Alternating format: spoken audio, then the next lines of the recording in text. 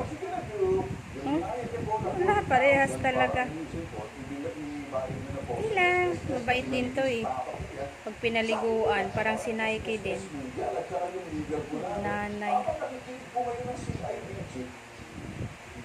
Parehas talaga oh. So, ito po parte ito, sir. Habang nakikinig po yung ating mga PNP at NBI, sa ganitong klase mga kaso, sir, Nike. if I were you, sir, Nike. ayusin mo, bayaran mo sa huli mo. Kumukha talaga niya yung anak niya. Okay ba, sir? Nike. Nike. Nike. Nike. Give me 5. Well, sir, Nike. Nike. Pila.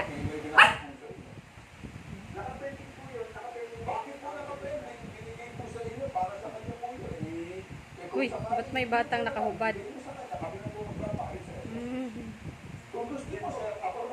Magnanay oh.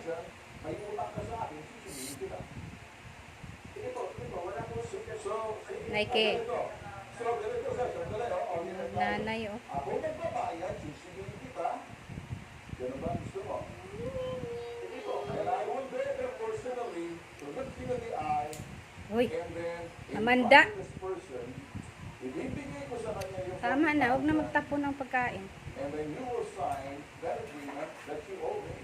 Magnanay, ang And then, cute. yung kanyang 40,000, ibabayad natin sa Nike. SSS. Okay, In that way, wala give me po 5. yung kaso sa Give me 5. Give me 5. Kasi may pag-ibig pa, Pila. may feel bad pa. Pila. Isa. So, nakakalibre ka sa isang imprisonment Nike. na 6 years. Nike.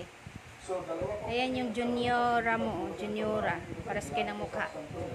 Oh, nanay talaga. You have a case.